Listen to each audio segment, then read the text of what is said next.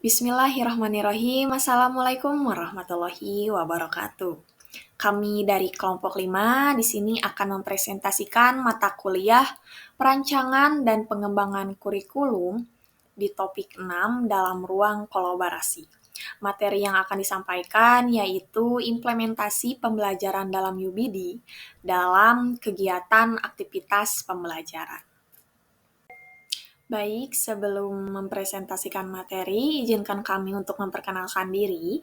Kami dari kelompok 5 yang beranggotakan saya sendiri, Cantika Andiani Rahmana, dan ada rekan saya yaitu Ibu Laila Nur Fauziah, ada Ibu Mia Islamiati, ada Ibu Hoirunisa Nurmawilida, dan ada Ibu Agustin Purwandari.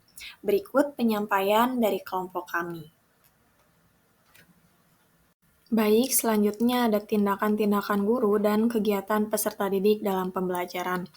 Yang pertama ada tindakan guru, meliputi instruksi didaktik atau langsung. Terdiri dari 1 demonstrasi atau permodelan, yang kedua ada ceramah dan tanya jawab, yang ketiga memberikan pertanyaan khusus. Dan terdapat metode fasilitatif atau konstruktivis, yaitu diantaranya pencapaian konsep, pembelajaran kooperatif, diskusi, pertanyaan eksperimental, representasi grafis, pertanyaan terpadu, pembelajaran berbasis masalah, pertanyaan terbuka, pengajaran timbal balik, simulasi, seminar Sokrates, dan proses penukaran. Nah, terdapat pula kegiatan siswa, diantaranya ada menerima dan menanggapi, meliputi mengamati, mencoba, melatih, memperbaiki. Lalu yang kedua, mendengarkan, tonton, catat, dan pertanyaan. Yang ketiga, jawab, berikan tanggapan. Nah, dalam kegiatan siswa, dalam membangun, memeriksa, dan memperluas, diantaranya ada membandingkan berdiskusi, menentukan dan digeneralisasikan. Yang kedua, ada berkolaborasi, mendukung orang lain, serta mengajar. Yang ketiga ada dengarkan, pertanyaan, pertimbangkan, jelaskan. Yang keempat ada hipotesis, kumpulkan data, analisis. Yang kelima visualisasikan, hubungkan, hubungan peta. Yang keenam ada pertanyaan, penelitian, simpul, dukungan. Dan kegiatan yang ketujuh yaitu berpose atau tentukan masalah, selesaikan, evaluasi. Yang kedelapan ada jawab dan jelaskan, renungkan, pikirkan kembali. Dan kegiatan yang membangun, memeriksa, dan meluas itu kegiatan sembilannya diantaranya klarifikasi pertanyaan, prediksi ajarkan. Yang ke-10 periksa, pertimbangkan tantangan dan debat. Yang ke-11 ada pertimbangkan, jelaskan, tantang, justifikasi, dan yang terakhir ada brainstorm, mengatur, menyusun, dan merevisi. Nah, untuk perbaikan keterampilannya itu sendiri dan bisa mengukur sejauh mana atau sedalam pemahaman anak. Meliputi ada yang mendengarkan, pertimbangkan, berlatih, mencoba lagi, serta memperbaiki.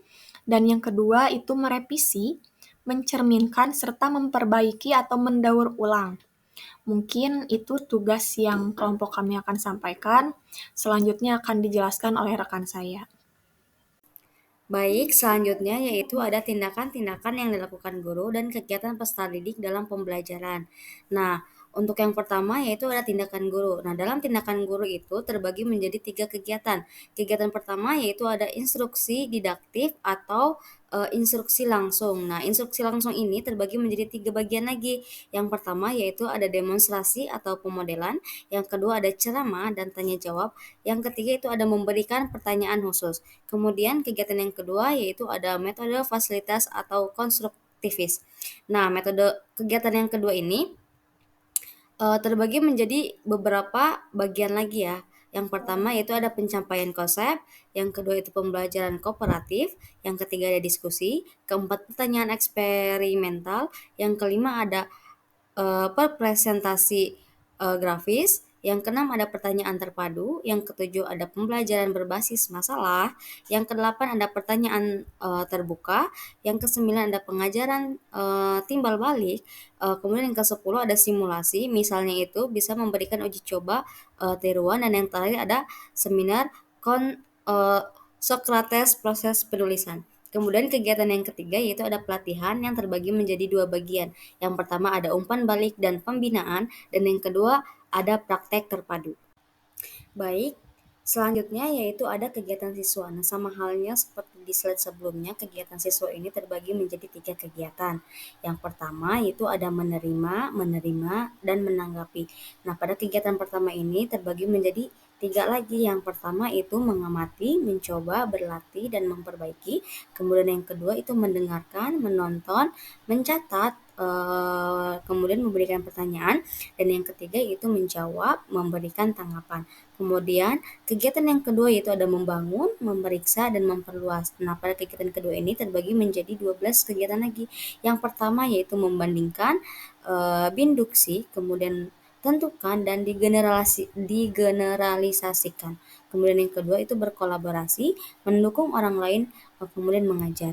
Kemudian yang ketiga itu ada mendengarkan, pertanyaan, pertimbangkan, dan jelaskan. Kemudian yang keempat itu ada hipotesis, kumpulkan data dan analisis. Kemudian yang kelima itu ada visualisasikan, hubungkan, dan hubungan peta. Kemudian yang keenam itu ada pertanyaan, penelitian simpul, dan dukungan. Yang ketujuh itu ada berpose atau tentukan masalah. Kemudian ada selesaikan dan evaluasi. Kemudian yang kedelapan itu ada jawab dan jelaskan, renungkan, dan pikirkan kembali. Kemudian yang kesembilan itu ada klarifikasi, pertanyaan, prediksi, dan ajarkan. Kemudian yang ke-10 itu ada periksa, pertimbangkan, tantangan, dan debat. Yang ke-11 itu ada pertimbangkan, jelaskan, tantang, dan justifikasi. Kemudian yang ke-12 itu ada brainstorm, mengatur, menyusun, dan merevisi. Kemudian kegiatan yang ketiga yaitu ada memperbaiki keterampilan dan sedalam pemahaman. Nah, pada kegiatan ketiga ini terbagi menjadi dua lagi. Yang pertama itu dengarkan, pertimbangkan, berlatih, mencoba lagi, dan memperbaiki. Kemudian yang kedua itu ada merevisi, mencerminkan, memperbaiki, dan mendaur ulang. Baik, di sini saya akan mencoba menjelaskan jawaban dari pertanyaan nomor satu, yaitu kegiatan mana yang sering Anda lakukan, satu, dua, atau tiga, dan mengapa kelompok Anda memilih kegiatan tersebut, jelaskan. Nah, untuk tindakan guru pada kegiatan 2 yaitu metode fasilitatif atau konstruktivis. Kenapa kelompok kami memilih kegiatan fasilitatif atau konstruktivis? Karena kesesuaian dalam penerapan kurikulum merdeka, di mana dalam kurikulum merdeka guru berperan sebagai fasilitator. Tentunya kita juga sudah mengetahui ya bahwa peran guru sebagai fasilitator dalam kegiatan pembelajaran. Nah, selain itu, metode ini juga menekankan pembelajaran yang sesuai dengan karakteristik peserta didik, khususnya dalam pengembangan karakteristik peserta didik abad ke-21, di mana kegiatan pembelajaran tersebut akan membangun cara berpikir kritis mereka melalui pembelajaran yang lebih kolaboratif. Seperti itu. Nah, dan untuk tindakan siswanya, kelompok kami memilih kegiatan 2, yaitu membangun, memeriksa, dan juga memperluas. Kenapa kelompok kami memilih kegiatan tersebut? Nah, kelompok kami memilih kegiatan tersebut karena dalam kegiatan 2, membangun, memeriksa, dan juga memperluas, akan relevan dengan tindakan guru dalam kegiatan 2, fasilitatif dan konstruktivis. Nah, kegiatan yang berkesinambungan akan memudahkan proses pembelajaran dalam mencapai tujuan pembelajaran yang dicita-citakan. Seperti itu. Kegiatan mana yang menurut Anda cocok dan sesuai untuk peserta didik kekinian? Nah, menurut kelompok kami, kegiatan yang cocok ialah kegiatan 2. Mengapa demikian? Karena di dalam kegiatan 2 itu terdapat proses membangun, memeriksa, dan memperluas. Kegiatan tersebut dapat dikaitkan dengan metode konstruktivisme, di mana metode ini berfokus pada peserta didik sebagai subjek yang aktif dalam proses pembelajaran dan memungkinkan mereka untuk membangun pemahaman mereka sendiri melalui pemahaman dan aktivitas yang difasilitasi. Implementasi metode konstruktivisme di kelas bagi peserta didik kekinian dapat dilakukan dengan memperlihatkan karakteristik peserta didik dan perkembangan teknologi. Nah, berikut ini adalah beberapa cara implementasi yang dapat dilakukan. Yang pertama, pembelajar berbasis teknologi peserta didik kekinian tumbuh dengan teknologi yang terus berkembang, sehingga guru dapat memanfaatkan teknologi dalam pembelajaran mereka. Yang kedua ialah penggunaan media yang menarik peserta didik terbiasa dengan media interaktif dan menarik. Yang ketiga, kolaborasi dan pembelajaran bersama. Peserta didik kekinian lebih terbiasa dengan pembelajaran yang terbuka, kolaboratif, dan bersama. Yang keempat, penilaian formatif. Peserta didik lebih suka mendapatkan umpan balik dan evaluasi terus-menerus. Kemudian yang terakhir ialah pengembangan keterampilan abad 21, peserta didik kekinian memerlukan keterampilan yang berbeda dari peserta didik di masa lalu. Baik, untuk yang selanjutnya, dalam implementasi metode konstruktivisme di kelas, bagi peserta didik kekinian, penting untuk memperhatikan karakteristik peserta didik dan manfaat teknologi dan media yang sesuai untuk memfasilitasi pembelajaran mereka.